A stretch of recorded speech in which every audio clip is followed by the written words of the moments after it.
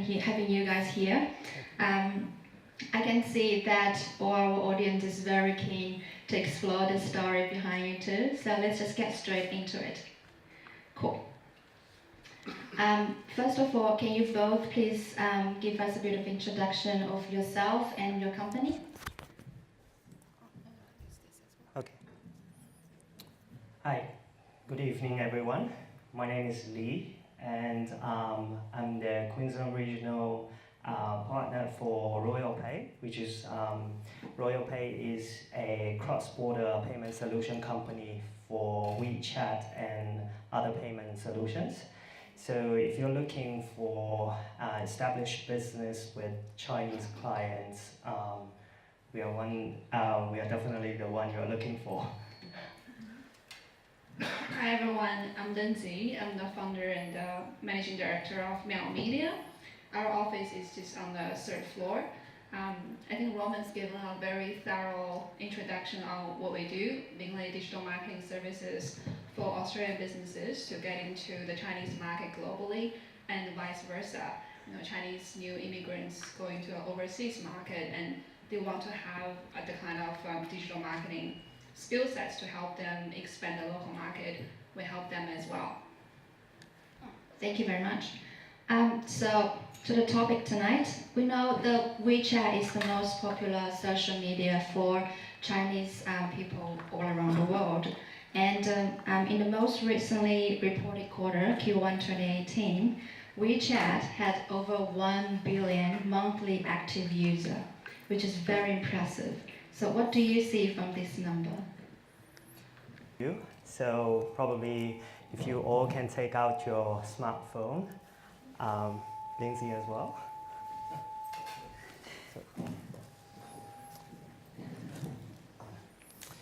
So just want you guys to go through settings. This one is working as well, right? Okay, I'll speak up. Okay. So if you go through settings and click on battery, so there is one called battery. I want you guys to see what the percentage 32%. For WeChat, if you have WeChat installed in your mobile phone. What is the percentage? 32% for me. So for Lindsey was 32%. For me was 37%. 34. Okay. Oh, 1%. Okay. Surprise. So is WeChat at the top 5 of the apps that you usually use? If it is top 5, can you hands up? Let's see how many people. Oh. Pretty much every Asian face. Pretty much everyone. Okay. So that pretty much tells the story. WeChat is part of your life, and it's inescapable. So it is something that plays a very important part in your daily life because it consumes more than 30% of your battery. And for us, because we do business with a lot of Chinese businesses globally, and we have WeChat groups for each of our client group. And every week we communicate with them, giving them a progress. That's why my WeChat gets in so much space, because I'm so worried that one day if I lose all the chat history, I might not be able to track the things that we've discussed before.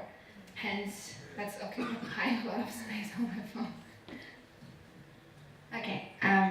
For those who are not very familiar with WeChat yet, WeChat was originally developed as a messaging app offering some of the traditional social networking functions like texting, picture sharing, voice call, video call, etc. But nowadays, it means so much more than that for the users. So can you both describe some of the major functionalities that WeChat provides? Okay. So, well, this is a slide showing the main functions of WeChat. As you may see, apart from messenger function, which is not even here, okay, chat function, okay, so similar to that. Okay.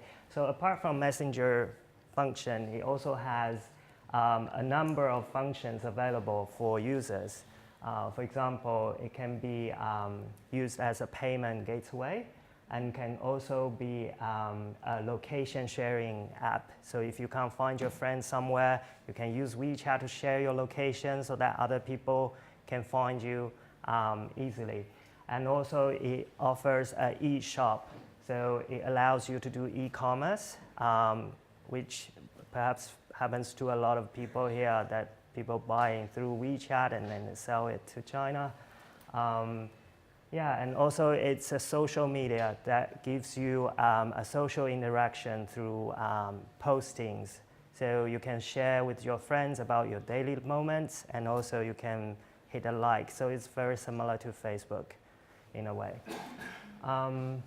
Yeah, and you can also use WeChat to make long distance call. For example, if you call. Yeah, pretty much video call. So it's very similar to Skype in that way. Yeah, so if I haven't covered anything. I think those are the main functions, but Yeah. I think it might be of interest to also mention the banking function. Yeah. They can buy investment products through WeChat as well, which is linked to their own WeChat wallet, and WeChat wallet is linked to their bank account.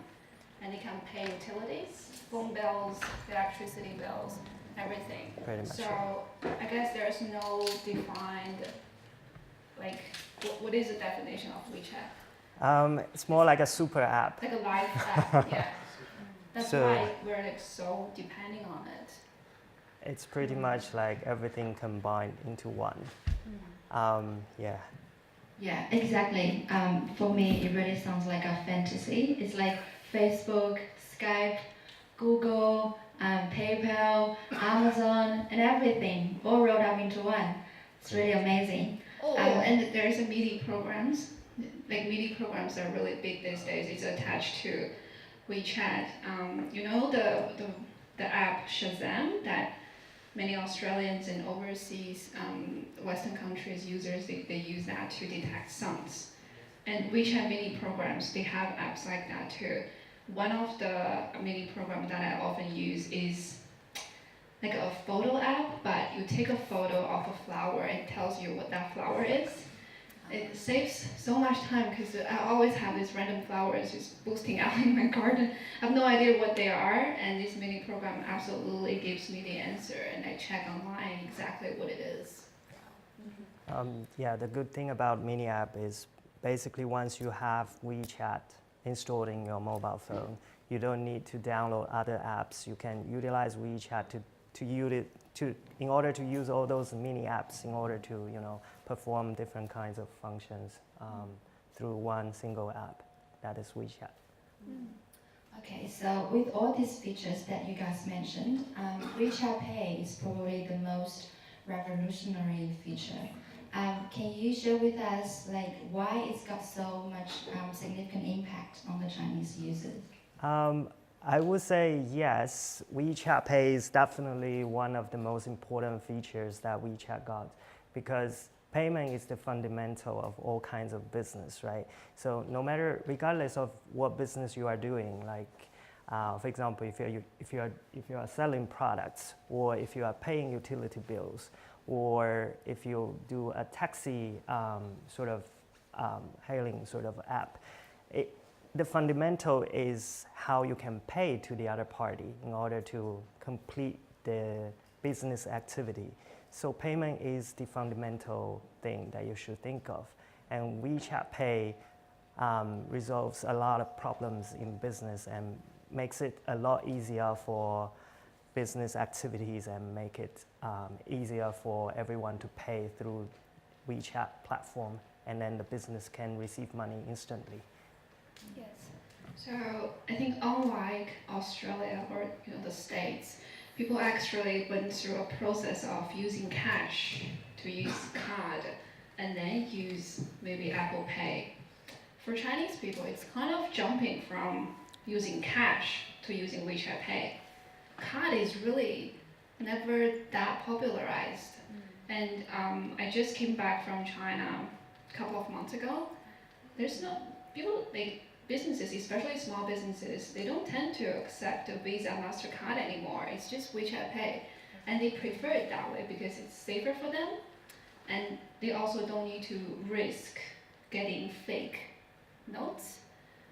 That risk is ruled out as well, and it's so easy. And also there's a factor of using WeChat Pay to receive personal payment as opposed to business payment. So there is a tax implications there too, which individual like sole traders, they really like that as well. We have a question from the audience. I was just going to say that I think it's quicker as well.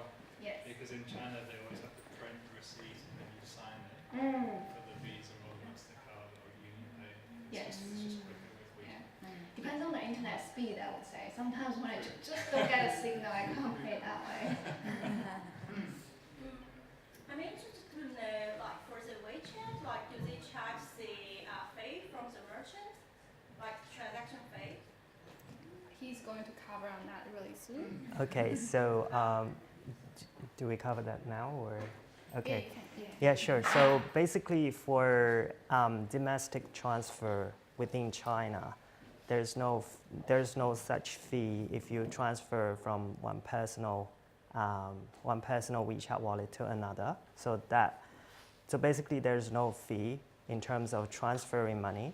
However, if you would like to withdraw from your WeChat wallet into your bank account, there is a fee involved. Yeah. But how about for the merchant? Not just like personal, like There will be a fee. So as I mentioned, if the transaction, if the money stays in the WeChat wallet, there is no fee. Whereas if you withdraw from the WeChat wallet, there will be a fee. Okay. Does it cost money to deposit into the WeChat wallet? No. In China, between the individual consumer and merchant, there's no transaction fees. If you pay through WeChat, it's free. Yeah, it's free, but what I mean is if you withdraw from the wallet, then there's a fee. what's the percentage? Like It varies, like it depends on the bank, it depends on the transaction, it depends. I mean, the fees varies. Is it a fixed fee or a percentage? It varies as well, so it depends on the solution. So, Okay, so from your point of view, so what are the key advantages of the WeChat Pay?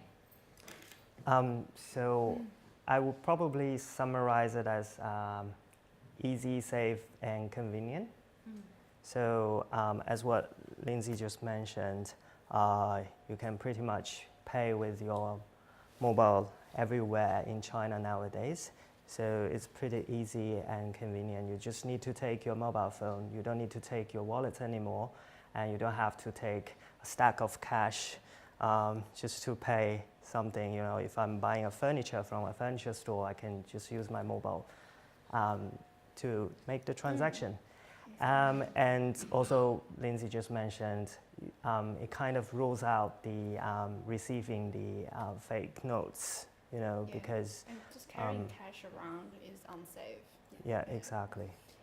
The other key advantage that I can see for Australian businesses who offer WeChat Pay is you just open up a whole new opportunity to receive payments from overseas customers, like Chinese customers.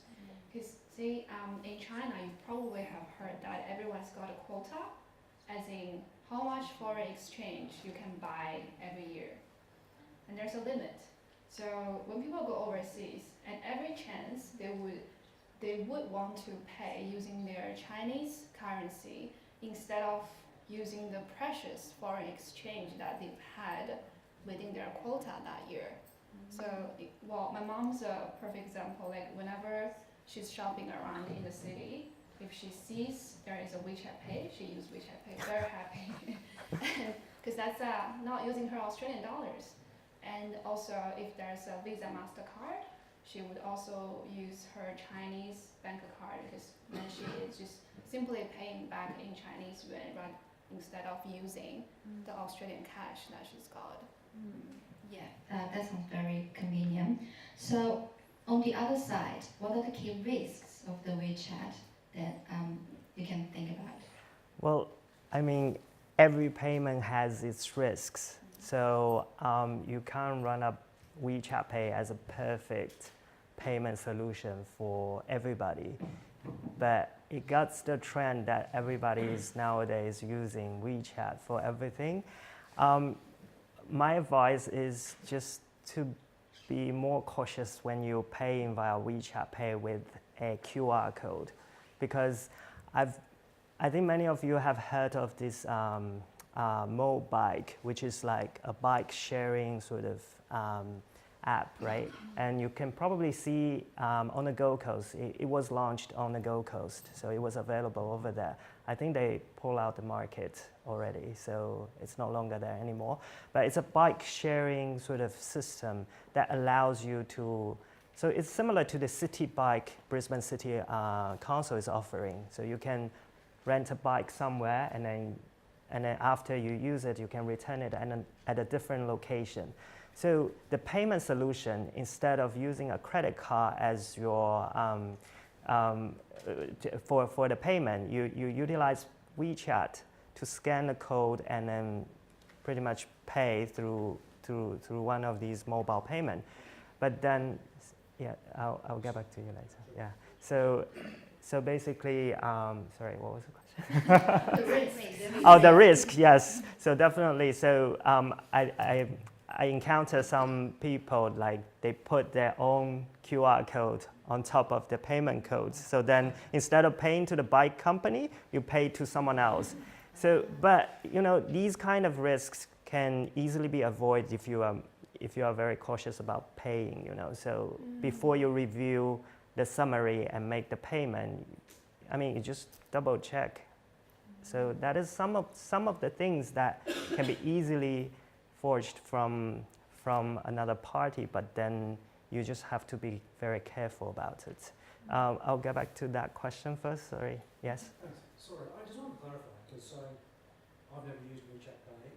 So Sure. just to compare it to something that I do use, PayPal. Yeah. So with PayPal, I can link a credit card. Yeah. So essentially, it acts as a credit card. Yeah. You just get billed at the end of the month. Right. Are you saying that WeChat Pay is not like a credit card? It's like a debit card. I have to load it with money from my bank account? Not exactly, because nowadays you can link your credit card as well to WeChat Pay. So effectively, it's like PayPal. It's I have a credit yeah, card, exactly. So very similar to PayPal. Yeah. Now I understand that, sorry, I missed, I have raised hand before. Because we don't have a bank account in China, and we have a bank account local, is In Australia. They open up the services that can use foreign bank card, foreign credit card? Nowadays, there is a trend that they are opening up the foreign markets that allows foreign bank card holders to link their payment, link their card to WeChat Pay.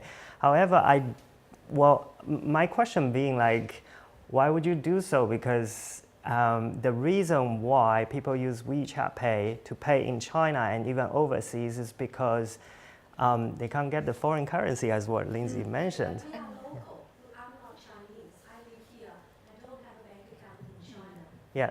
I think you're asking from a merchant point of view or a customer? From a user point of view. Oh, so you want to pay someone using WeChat Pay? Yes. Why would you want to do that though in Australia though? Why not? Like Um, your mom's case, you know, shop If I go Sunny Bank, I can use WeChat Pay. I'm just wondering, you know, is that your Oh, yeah. So, So- like if you're using Australian dollars Yeah. to pay via WeChat Pay. So as in like using Australian dollars to pay in WeChat Pay. Well, Essentially, I think it's like saying, can I use it as a substitute for PayPal? So if I've signed up to PayPal and I've linked a credit card, why can't I then sign up to WeChat and say, here, I'll give you my credit card, and then I can go to Sunny Bank and pay using WeChat instead, or take advantage of the coupons? So there's no fees with PayPal, but he's saying there's fees with WeChat when you're trying to withdraw that money, right? I'm just wondering whether From the user.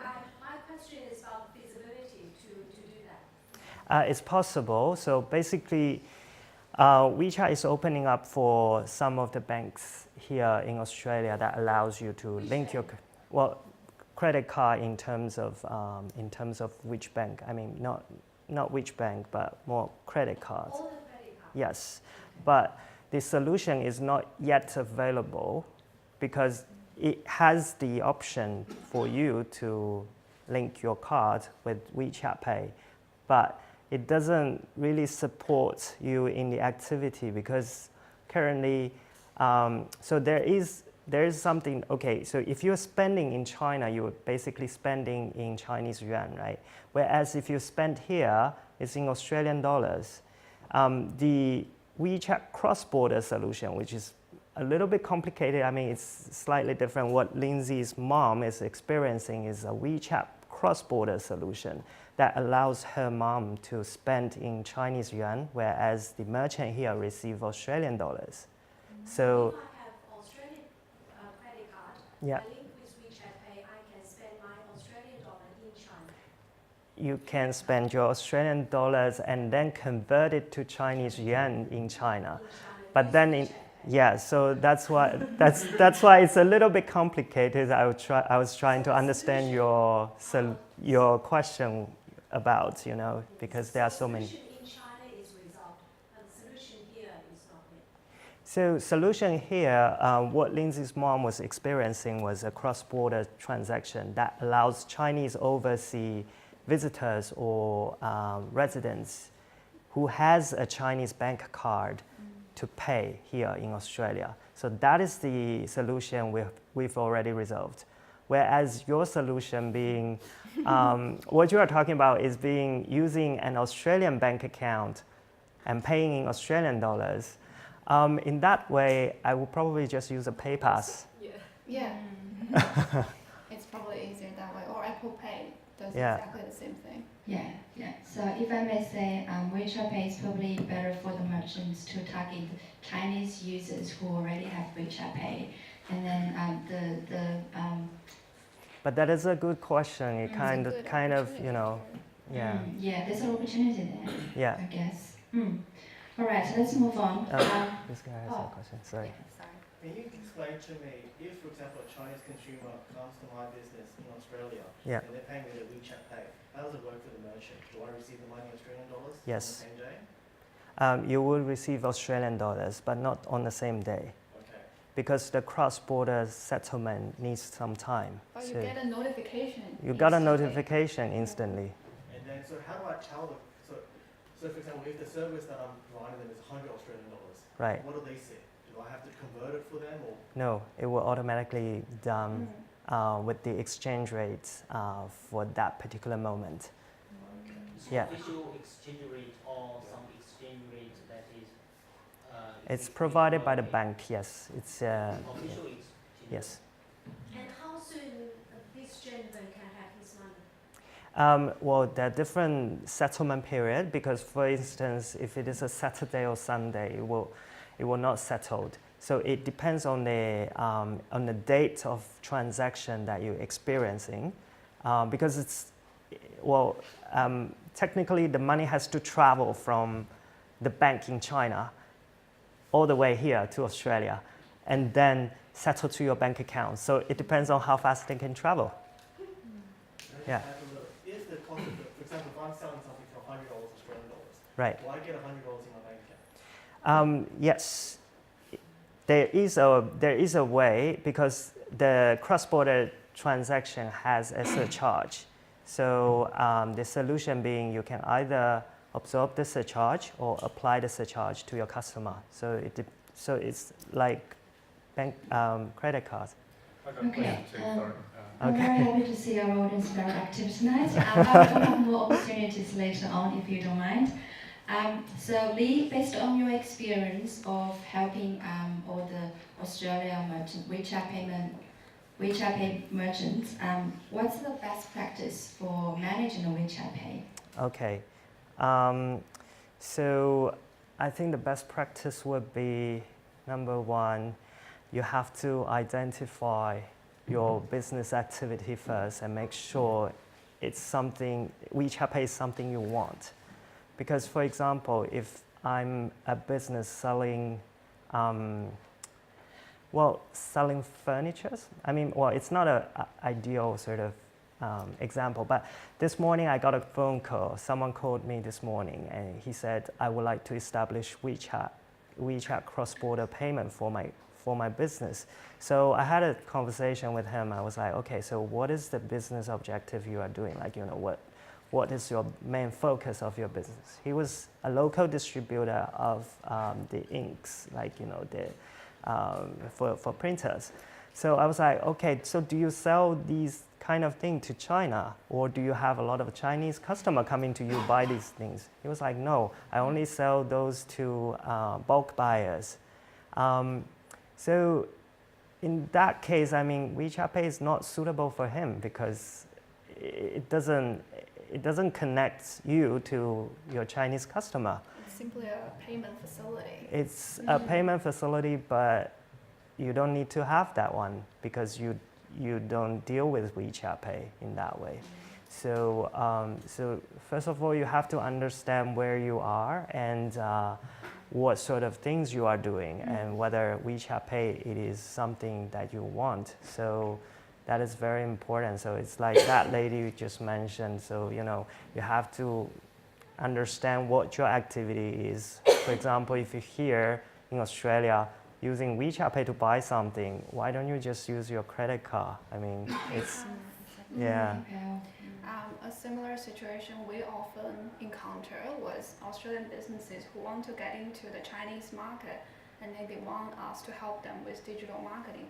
But then we found out they actually don't have a Chinese staff member to service those inquiries. So all the digital communications we send out is Chinese, giving them the potential prospects the impression that, oh, you know, this business has probably got someone who can speak Chinese to service me. But when they call up, it's all English. So there is definitely a gap in there. The intention is good, but we have to understand that it's a whole package that they have to come up with instead of just having one component like WeChat Pay or Chinese digital marketing. So, yeah, it's like in this picture, you only see one of the elements of WeChat, but it doesn't connect. Then how it's going to beneficial for your business or your activity? You got to think it in a. So what we call this as an ecosystem. So you know, everything links together. So one thing affects another. Make sure if you're on board with this, like, you know, you have to connect with everything else. So I think, yeah, what Lindsey just mentioned, yeah. Thank you, Lee. Now I have a few questions about WeChat OA. As we all know, promoting a business on Facebook, you will need to set up a Facebook page.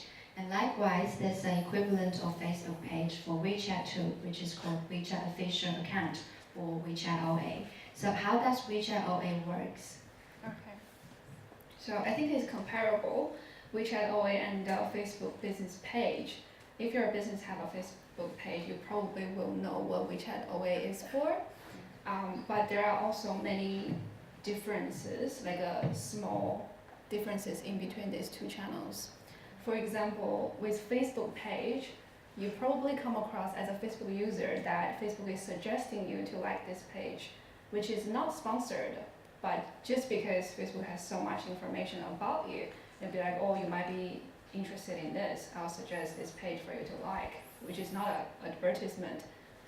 But with WeChat OA, it doesn't do that. There's no way you can just randomly come across a WeChat OA and think, oh, that's interesting, I'm going to follow that. I think the ecosystem WeChat has done very well is to keep the social networking component as hygiene as possible. Unlike Facebook, at one time, it just went crazy. You open up a news feed, there's sponsored posts coming from all directions. But with WeChat OA, like we probably come across a ad in the news feed once in a month, or maybe twice in a month. That's it. And they set up a very high advertising entry barrier. So for any small businesses to advertise on WeChat newsfeed, it's almost impossible because it's very costly. There's a minimum spend that you need to pay, and it doesn't last you very long. We'll probably only see, I think there's BMW Australia did a WeChat Moment ad for a day or two, and then that's it. Major brands, even for them, it's not likely for them to come up with that kind of money to do a consistent newsfeed advertising. But there are other ways, for example, content marketing, that you can execute in your WeChat OA, a little bit similar to Facebook content marketing, and we will cover that in a second. So to get started, what's the first step for the business owners to set up a WeChat OA? Okay, this is the most complicated slide of today. So WeChat OA has so many types, and it's not as clear. Firstly, we started with who you're registering the account as. If you're registering as an individual, you can get a subscription OA, which is not eligible for verification, and you get to deliver your post, your article, once per day, and it shows up in the format of a channel message, which is folded under the subscription folder. And the subscription folder is one of the items in your chat list. So unless the user actively click on the subscriptions folder and then scroll down, find your WeChat OA channel, it's not that very often for them to be able to read your publications every time. And then there's also an eligibility issue. I think it's still current, right? You still need a Chinese identity, Chinese national ID to have a personal subscription, right? Yep. Yes, that's correct. So this is for individuals. And with organizations, you have better functionalities. There's also two major types, the subscription OA and the service OA. With the subscription OA, the format is similar, and also the frequency is similar too. It's only available to businesses registered in China. And you can either verify your channel or you don't have to verify your channel. I think you have a little bit more functions if you verify with WeChat that you're a legit business in China. And with service OA is which the most Australian businesses, they register these days, is a verified service OA. I think that's the only option, which is on the bottom line, that you can register your business as an Australian business, having an official account. It's a little bit more expensive.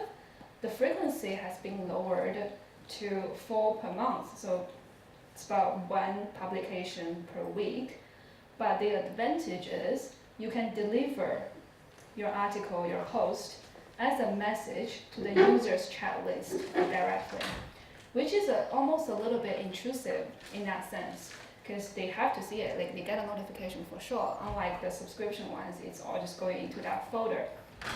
With service OA posts, they go to their chat list. And it's available to both Chinese and Australian businesses, the only option, and it can integrate with WeChat Pay. Is that correct? With WeChat Crossborder Pay, which WeChat is Crossborder Pay. Yeah. It's a Because little bit different. it is a different thing, yeah. Yeah. Because the second one, I think no, the third one, yeah. So this Chinese business, the Chinese business one can also be integrated with WeChat Pay. So the third one over there, yeah. The third one. Yeah. So the last one is integration with WeChat Cross-Border Pay. I think the third one, which is the subscription OA verified, they can only have WeChat Pay if they're government or media. So there's like an industry limitation with it. It's not clear. Like even for us in the industry, they change their policies. It changes so over time, frequently. and probably the moment we are delivering the types of WeChat OA, and next few weeks there will be a new policy coming up, and there will be a change applied to this. So we can only give you the up-to-date information. So definitely check again before you action on if you do WeChat OA, talk to Lindsey. For those who are interested, you are more than welcome to take a photo of this. So now we'll talk about WeChat Pay and a bit of WeChat OA. And assuming that we have a WeChat Pay and WeChat OA set up, so what's the best practice of using this tool for the marketing purpose? I think Lee can maybe shed some light on, the credits that RoyalPay offers to merchants as a marketing method. Yeah, sure. I will.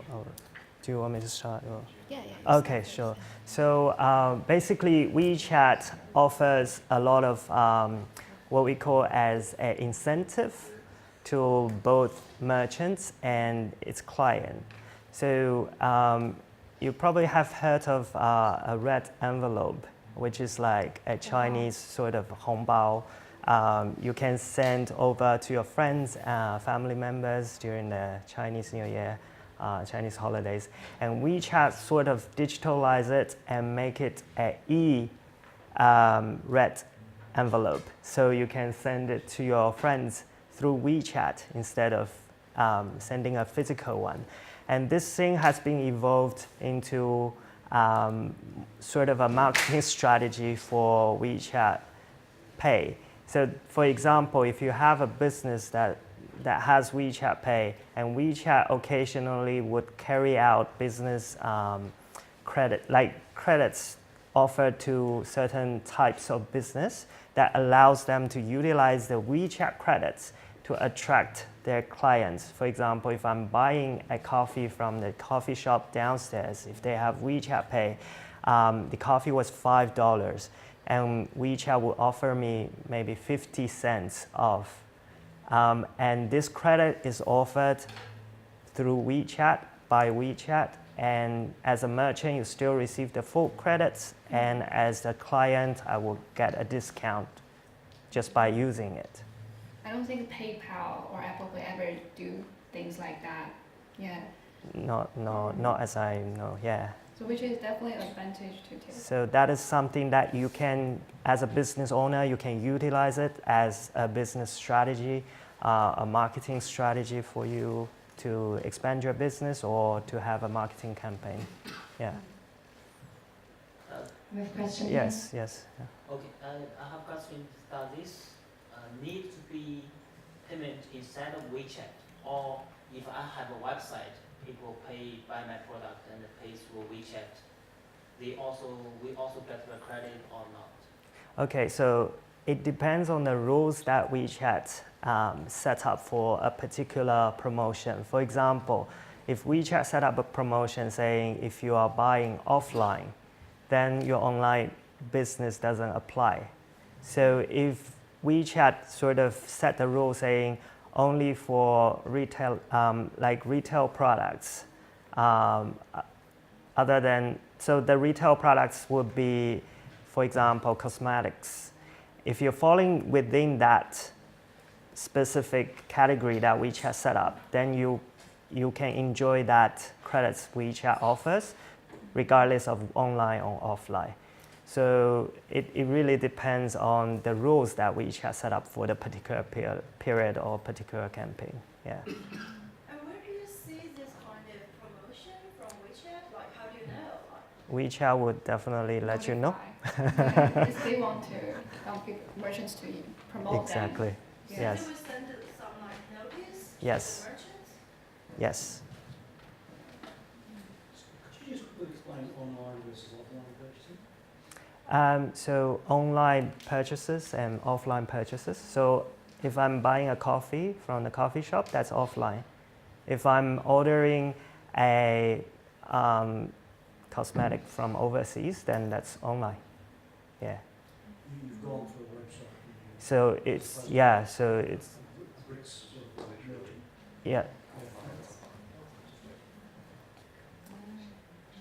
And Lindsey, would you like to talk a bit more about the WeChat OA content marketing? So if you think about WeChat OA as a Facebook page, you know how content marketing, how important it is. WeChat allows you to send out fully coded HTML format articles to your followers, which is a really good thing because there are also other apps to help you create that article in that format. So all you need to do when it comes to content composition is to make sure that your content is either very useful or at least entertaining. I think those are the two rules, useful or entertaining. And in that way, I think once you get your word out and then start to consistently offer great content, your followers are more likely to share them, which is the online word of mouth with WeChat official account. It works as well, similar to Facebook content marketing. This slide here is the 4 pillars of content marketing, which I used a while ago for Facebook, which completely applies to WeChat content marketing to compose, distribute, measure, and convert. I think most of the WeChat OA business accounts these days, they're focusing too much on composing, distribute, but then almost there's no measurement or conversion in there, because they're simply taking it as a channel to push out content. That's it, rather than using it in a strategic way. WeChat doesn't offer that many metrics, as in reporting, so you will, like the businesses, they have to come up with their own marketing attribution model, their own marketing reporting system, as in what actions do you want this user to take after they rate your content, and what is the call to action within the content that you want. Is it simply commenting, is it likes, or is it to scan another QR code to pay, a WeChat Pay QR code, or sign up something. So every content has to be with a purpose instead of just simply sending it.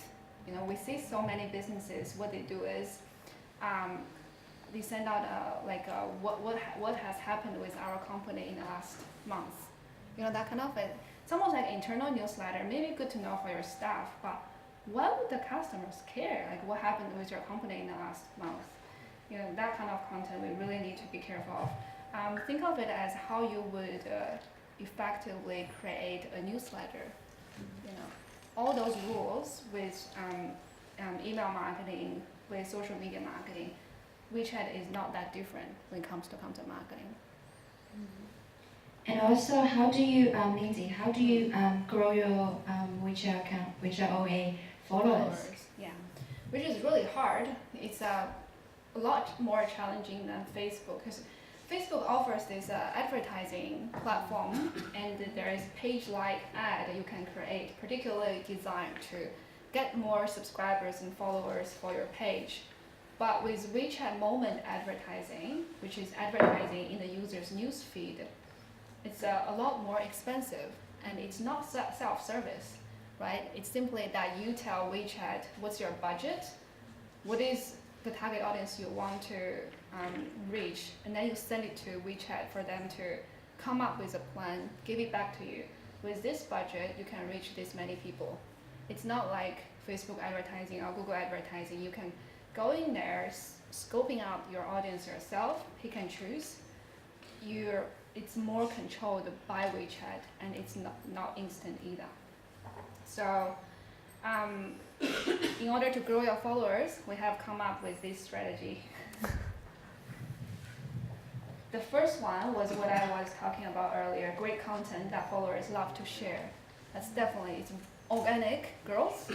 And if you have great content, people love to share them, and then their friends see the share in their news feed, and they're likely to share to follow you as well.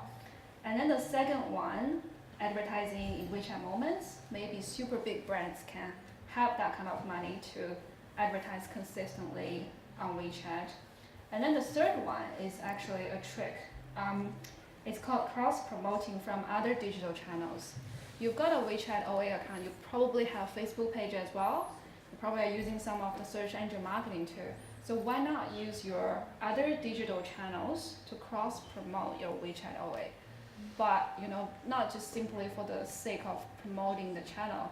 You have to have something there for them to get within your WeChat OA. Is it a particular kind of content that they can only get access to if they subscribe to your WeChat OA, or is it a discount offering that only WeChat OA followers can get? So the unique value proposition is very important.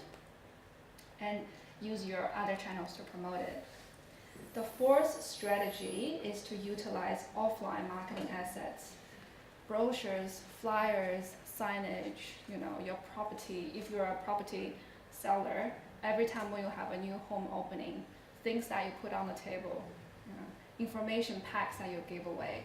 All these things you have to bear in mind that, I have a WeChat OA now.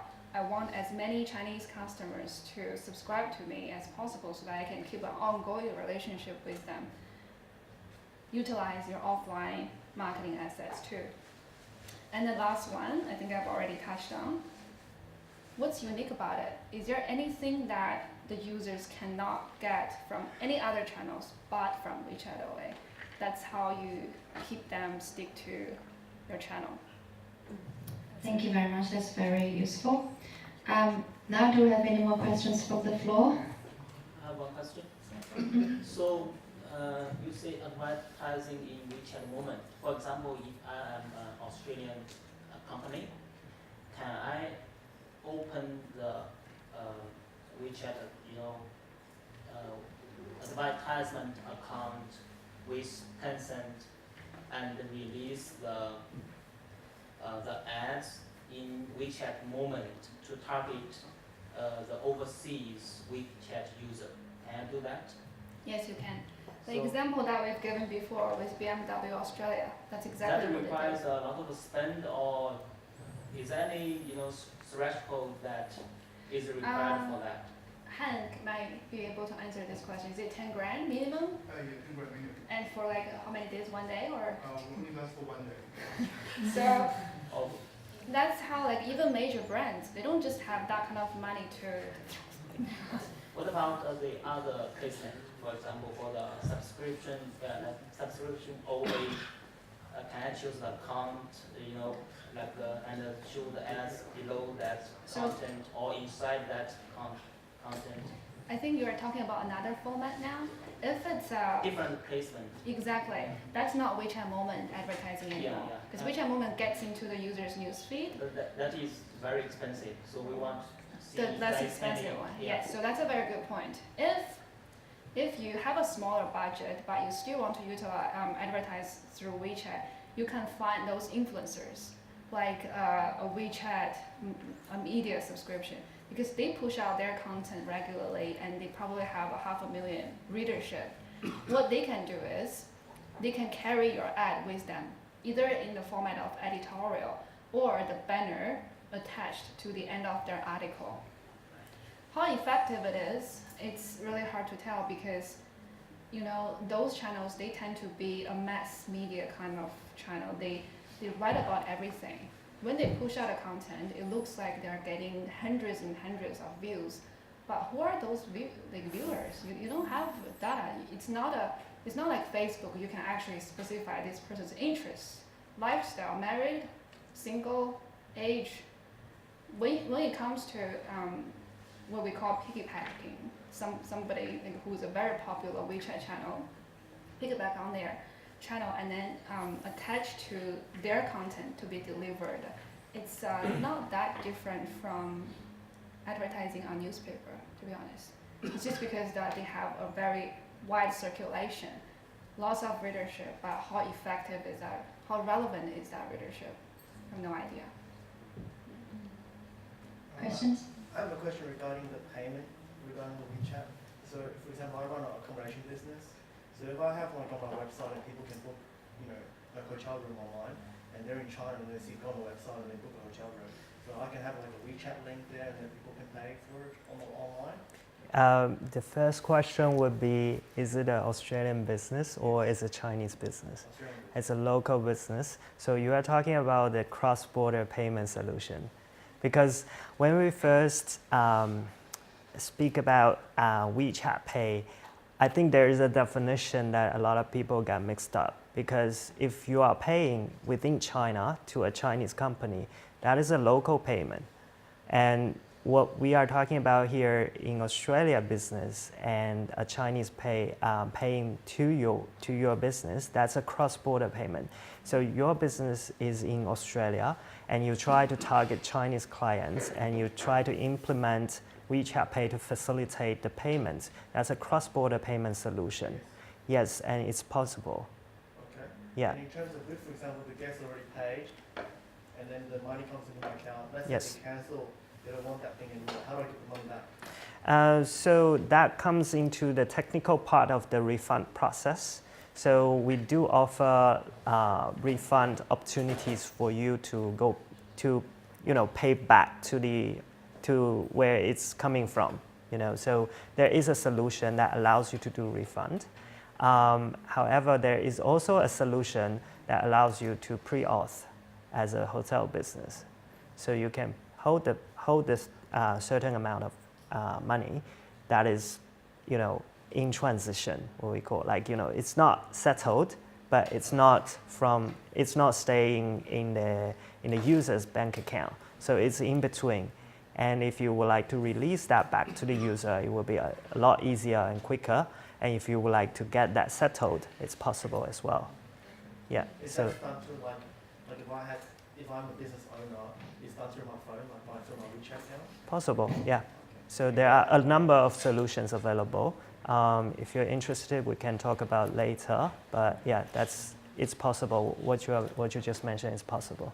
Okay, the last questions. Thank you. For instance, if like the gentleman says that if I'm a local merchant and I want to register as a WeChat merchant, Yeah. and how complicated is the process? Would you mind elaborate on that?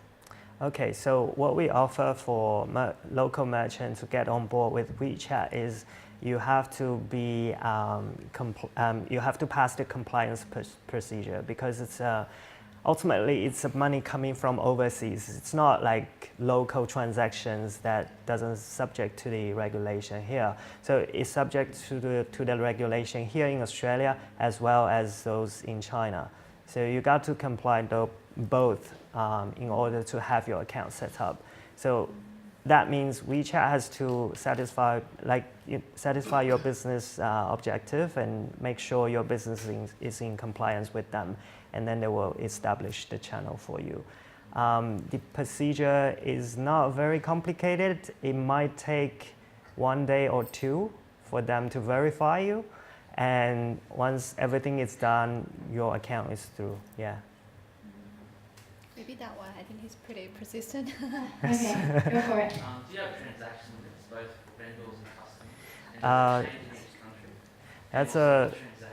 That's a very good question. Platforms that RoyalPay takes. In terms of transactions, okay, so it varies from business to business. So basically, WeChat will identify whether your business is genuine taking money from overseas or doing money laundry. So that is very important because if it is onshore sort of transfer, then there's no limit. Whereas if it is cross-border transaction, then it depends on your business. They may set up a upper limit for you to receive certain amount. And also for different users will have different limits set by their bank and also WeChat Pay to prevent them transferring a large lump sum from Chinese bank overseas. So it all depends on your business, and that's case by case sort of thing that we have to discuss. We know Yeah. the property industry got ahead in recent years that Right. when the government in China started to limit investments Exactly. from China to Australia. So a lot of people come up with ideas of paying using Bitcoins. Can they do something like that with WeChat Pay as well? Maybe pay in installments rather than just a huge chunk given to the seller. Yeah, unfortunately for real estate business, it's not comply with the policies that WeChat Pay and Chinese government is offering. So unfortunately, those business owners cannot set up WeChat Pay because you will never pass the regulation set up by Chinese government. So What about car? yeah, Like, could someone from China car come in and dealership. do here or something? No, that's not a. I mean, it's at the fine line of, you know, yeah, maybe I would say maybe. Because, okay, so it might sound a little bit cheesy, but like, you know, there is no black and white here, but they will examine case by case and make sure it's something that they can, you know, establish the payment channel. But what I can tell here is real estate is not possible. And can you tell us what are the type of category that you think will absolutely get WeChat's approval? Well, except for real estate. So pretty much everything else is possible to get WeChat Pay. Retail, hotel business, tourism, you know, so pretty much e-commerce. Yeah, so all these kind of business are okay. Yeah. Why? Is it just because of the large amount in that transaction? Yeah, it's a little bit more complicated than that, but yeah, it's pretty much, yeah. Laundering compliance fall on? So if client transfers are a certain amount, whose responsibility is to report that to the government? Well, so first of all, if you try to transfer a large lump sum to overseas account, No, you're bringing in. So if you're bringing in, large transactions, as in whose like, responsibility is to report? as in like bringing physical cash, Well, or if you had a particular client that ran quite a large amount of money through your business. through WeChat Pay, or if you have that, your account might be closed. Who would close that? WeChat would close it. Well, WeChat will censor it and close it They before. just close it, they don't tell you that they're closing it? Well, It they. stops working? Yeah, then you have to go through a series of AML auditing Yeah. process. Then it's gonna take ages before they can reopen your account. Yeah. More talking on Australian level, the Australian government, not Chinese government. Oh, the Australian government part. Well, so I think they are relatively okay of receiving money from overseas than Chinese governments, Chinese regulators setting the rules of outflow of the transaction. So yeah, so it's more of the other parts regulation rather than Australian. Thank you very much for your questions. After the event, we will have a networking session, so you're more than welcome to ask questions from Lee. My last question here, based on both of your respective experience with WeChat and WeChat Pay, what is your number one advice for business owners who is looking to leverage WeChat to sell to Chinese audience? I would say know your business first. I mean, because a lot of people don't actually know what they want to achieve. So, and WeChat Pay is not like something that you should have, but identify your business, whether you have Chinese clients and whether it would help you with the marketing, and then we can have a talk. So, and most importantly, I think it's more about WeChat. WeChat is more about marketing, for business. Yeah. I think the number one advice I would give is to have a strategy and commitment. I think the majority of the Australian businesses, they're still at the stage, think, oh, it would be nice to receive payments from Chinese customers. Maybe I will just have WeChat Pay. And then if, some Chinese tourists happen to come by my store, I get that payment, yay. So that's the level that the most Australian businesses are staying at the moment. It's a nice to have. But if you really want to get into the Chinese market, it's just not that one component. You need to have a proper strategy, and you need to have the commitment to come up with the whole package, not just payment gateway, not just a WeChat OA as a Facebook page. You need to have customer service who can serve these Chinese customers for you. So it's a whole ecosystem that you have to come up with. in order to really, gain leadership in your segment. And the movie that's really popular right now, Crazy Rich Asians. I think it's got such a great success in Hollywood. It's just a very good indication on like how worldwide wise the media and everyday people regard, like how they regard the spending and earning capacity of people from these Asian countries. So this is really the time for any business, if you actually have a vision, a big goal of going to China, having a go-to-China strategy, wanting to capture a share of the Chinese market, you have to commit to it, come up with a strategy, a whole package. And really, this is the time right now. All right, that's the end of the interview. Thank you very much. Thank you. Thank you.